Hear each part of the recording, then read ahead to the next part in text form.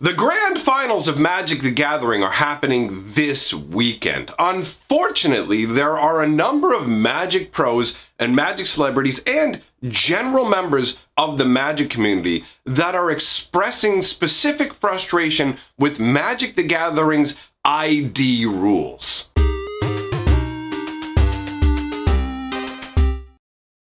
Greetings, owners of fine luxury cardboard rectangles. I hope you are having yourselves an enjoyable Sunday. I'm in pretty good spirits today. So today we're going to be talking about the grand finals and specifically what it shows us about what's going on with Magic the Gathering.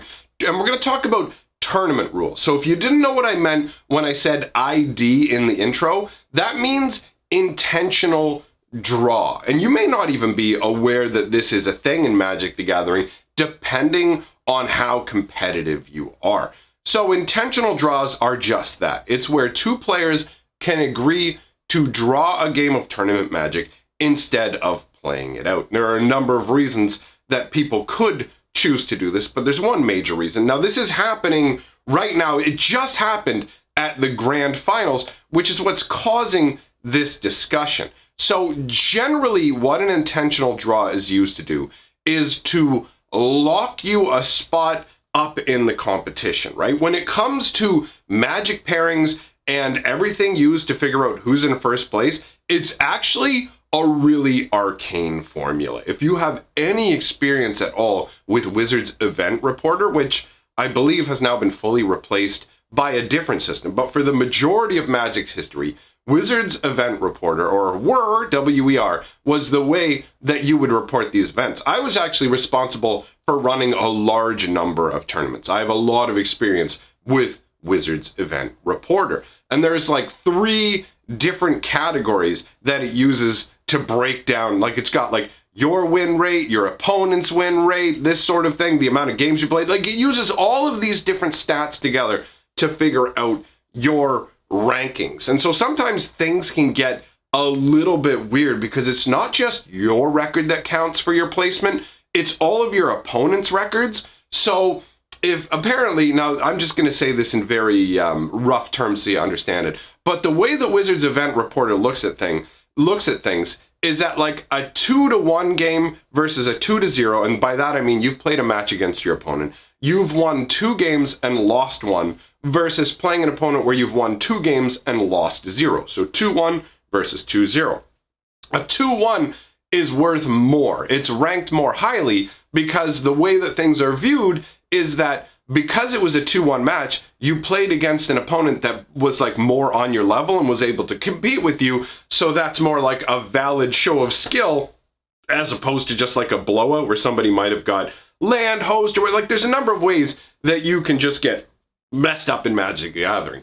So when it comes to like final placements, all of these arcane formulas come together and oh my God, like on a side note, guys, I feel happy that they've come up with a new system for everybody and everything like that. Like Wizards Event Reporter can be pretty frustrating to deal with, but I remember the times where Wizards Event Reporter just went down. It wasn't functioning. And I had to do all the logistical parts of a tournament by hand. I had to do all the pairings, figure out who goes against whom, whatever. When you try and do that in your head using paper and everything, woo, a lot more complex than using the Wizards Event Reporter. So I understand underneath it all, there's a lot of crazy stuff going on. The idea behind intentional draws is that there will be certain times where it's just advantageous for you to just take the tie with your opponent because the point system that they use basically goes, you get 3 points for a win, 0 points for a loss, 1 point for a tie, for a draw.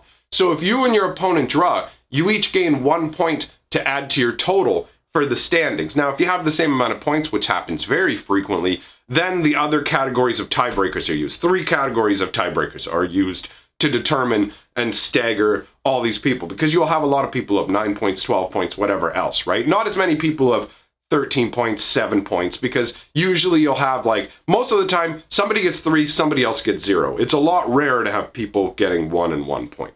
So the point of intentional draws is like, okay, if I lose this match, I'm going to be in the 9-point category. Like, I'll have 3 wins, and there'll be a bunch of other people with 9 points, and if they have better tie breaks than me, they'll get into the top 8 spots. Like, when it comes time to determine who the top 8 of a tournament are, the cut to top 8, as it's known, you take the people who are ranked like 8 and above, 8, 7, all the way up to 1, and they play off for the biggest prizes in the tournament. They're the finalists, right? That's top 8 is how Magic is done. So getting into the top 8 is important. If you're in a group and all you have is like 9 points with a bunch of other people who have 9 points, anybody has a better tiebreaker than you, you're out. You don't get to be a part of it. But if you have 9 points and you draw, now all of a sudden you have 10 points. So if you lost, you'd be at 9 points and you'd be in a tie battle with everybody else.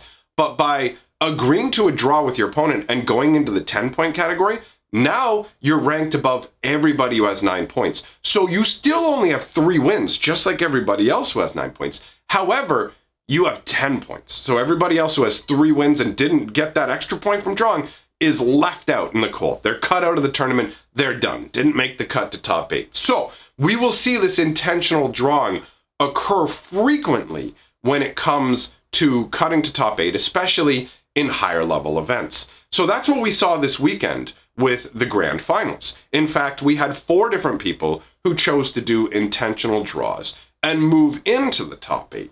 Now, intentional draws are a very controversial sort of subject when it comes to Magic the Gathering, right? There are people who feel they're important, and there's people who feel like they're very unsporting. And that's actually to cover what the pros were saying, and I'm not going to get into names here specifically. You can go and look on Twitter if you want. There's a number of people engaging in the thread. I just wanted to use this as a launch board to talk about the subject overall, as opposed to tell you specifically what each of these like high-profile Magic players or community members had to say, right? Overall, they were expressing their frustration from a couple of different standpoints. One standpoint is this is supposed to be a massively high-level event, right? We're talking about an event where they have $250,000 in prizes. Magic the Gathering, at least the older days of tournament play, that is a mind-boggling amount of money. So it's supposed to be the top 32 Magic players slug it out for a prize pool of $250,000. And it's like,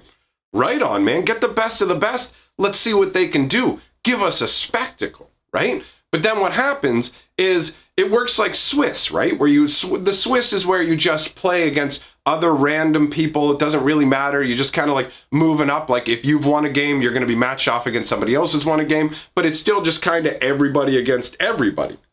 And progressively, you will get the people who have won a bunch playing against other people who have won a bunch, and the people who lost a bunch have other people to play. Swiss is cool in that it doesn't eliminate people right away, but still allows you to have people rise to the top, right? Elimination tournaments have their own, they have their own benefits as well. But regardless, the Swiss gets progressively more interesting as higher level play happens on like the higher level, right? You end up, hey, look at me, I'm moving up in the ranks. So there's more on the line, right? The stakes keep growing and growing. And the stakes at the final round of the Swiss, the stakes are some of the highest stakes in the entire event, because this is where everybody's trying to push through the doorway of success. Top 8 is this doorway of success, and you've got 32 people who are all trying to get through a door that's only going to let 8 people through, right? So at that point, you've got the most intense part of the tournament going on, because you've got the people who have done the best, who arguably have the highest skill level and the best decks, although there is random things that affect that. But either way, it's a reasonable way to look at it. You've got the people who are the best players and the best decks facing off against each other, right? And you're going to move on to the top 8 and you're going to have a few more rounds of it. But this is like, aside from the final match or whatever, this is one of the most exciting parts of the event, watching people trying to get through that door to make it to the top 8, right? Like, I mean, there's a clip even of one of the competitors making it to the top 8 today, or maybe it was yesterday, I don't know. Either way, they pulled their headphones off and like going nuts, you know what I mean? Like that's part of it. So these players are frustrated that the intentional drawing is happening because it's a part of Magic's rules. Now it needs to exist as part of Magic's rules, but it doesn't need to exist as part of the grand finals. That might sound like a little bit confusing, but here's how it breaks down. Intentional draws need to exist for physical Magic, but that's it. All right, we already have a scenario where MTGO did away with intentional draws. MTGO is digital Magic, right? It's much closer to real Magic than Arena is. Arena is more flashy and manipulated to give a different kind of environment, whereas MTGO is essentially a digital parallel of the physical world. So MTGO doesn't have intentional draws. Why is that? They have chess clocks, basically. Like, they have a clock timer. You can't end up with a draw. Somebody's going to lose. Somebody's going to run out of time. Like, there is no, hey, let's just draw. You can't do that on MTGO, right? In paper Magic, in case you're curious, if you need to understand why it exists, is because you can't actually get rid of intentional draws in paper Magic. There's no way to get rid of intentional draws in paper Magic. Paper Magic does not use a chess clock style scenario. And if you don't know what a chess clock style scenario is, basically you get half an hour, I get half an hour. When it's my turn, my TikToks, my clock is ticking downwards constantly, right?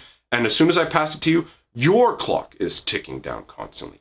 They don't have that in paper Magic. If you and I agree that we're going to intentionally draw a game, even when intentional draws don't exist, we can just do that. We can just drag the game out, refuse to play. It is bad sportsmanship in a way, depending on your perspective. On another way, other people view it as gaming the system. So that's a matter of perspective. But regardless, intentional draws are unavoidable in physical Magic. Take it from somebody who's run a ton of physical Magic events. You can't get around that. Do I like intentional draws? No, I'm not a fan. I understand when people use it, though. If it's part of the rule set and you want to use it, it's fine. I remember specifically having to explain to the store owner, the guy who owned the LGS would get angry about intentional draws. He just wanted people to play Magic. He didn't like the intentional draws. He didn't like the way it made other players feel. Like, this is the guy who, before we officially went by like the DCI and everything, he had a store rule where you couldn't take infinite turns. Like, no, you can't do that, man. You can take 2 turns in a row, then you gotta let the other guy play. Like, that's the kind of casual environment it was, which frankly I feel blessed to have risen up in, because like, you could play competitively, but there was always that focus on, remember boys, it's just a game. You know what I mean? And that's what you need being told to you. But either way, he'd get really angry about the intentional draws and say, we're discontinuing those. And I'm like, you can't do that. We're literally running Wizards sanctioned events now, right? We've got the Wizards event reporter, like, this is the real deal. You can't change the rules. Intentional draws are part of the rules. Do I like them? No. But do we have to do it? Yes. So intentional draws are a necessary part of paper Magic. And you notice I'm emphasizing the term paper. So we're dealing with Magic Arena, right? That's where the grand finals are taking place. There's no logical reason that the grand finals need to allow intentional draws. MTGO doesn't, because it has a system built in. Arena can have the exact same kind of setup. It has its own timeout system, in fact, right? Like, you either have a timeout system or clocks, depending on how things are going. There's literally no need for an intentional draw. So for me, from the perspective of Wizards of the Coast, they should be getting rid of the intentional draws. You want these big events to be a big deal, right? You want them to have as many like intense moments as possible. These trying to get in the top 8 moments are intense, because moving into the top 8 is basically guaranteeing yourself a decent prize. So even if you lose in the top 8 and come in 8th, you're still winning. You still made it to the top 8. You're part of the names of the great ones who rose to the top. Like that. That's the real deal. So Wizards of the Coast, in my opinion, needs to get rid of intentional draws. Now, are people scumbags for using intentional draws? No, they're within the rule set. If your goal is to get to the top of the tournament, and there are tools you can use to do so, including intentional draws, in some cases, you'd be stupid not to use the tool. So while I don't like intentional draws, I don't find them to be beneficial to non-paper Magic. I also understand fully that you are in a high-stakes event playing for big money, and you want to do as well as possible. You're going to use the tools at your disposal. So I don't look at the people who used intentional draws askance. I don't look at them and go, oh, you person or whatever. I look at the system that allows them to do that, to do it, and go, okay, that's flawed. That doesn't lead to the most enjoyable style event. And since Wizards is putting so much money down on the table, they should just go for maximum excitement. I am fully aware that playing Magic for that long a time and playing it on that level can take a lot of energy and be stressful. But so what? You don't deserve a break in the middle of the tournament from an intentional draw just because of that. There are lots of things that people choose to engage in competitively that are intense and require a lot from you. That's part of the competition. Can you maintain the mental reserves and fortitude to continue through the event and actually best your competitors? If we're looking for who's the best, there are a number of factors that go into that. So for me, I totally understand the upset about intentional draws, and it's logical to me. I also understand why people are using them. And my position is you can't get rid of it in paper Magic, so don't touch it there. But you do not need or benefit from intentional draws being in the digital formats, right? That's just not something that's necessary. Now, that's my opinion, right? So let me know what you guys think. This is definitely a contentious issue. There are people who fall on both sides of it, right? There's people who just view it as an edge in tournaments, and there are people who view it literally as like unsportsmanlike nonsense. And it's like, you're here to play the game. Let's play the game, son. From my perspective, I've never accepted an intentional draw. Anytime, honestly, for me, anytime anybody's offered me an intentional draw, I've just been like, no, let's do it. No, let's do it. I always took it as a sign of fear. It's like, I get it. If I was you, I'd be offering me a draw too. But I'm me. So here's what we're going to do. I'm going to beat you and keep on going.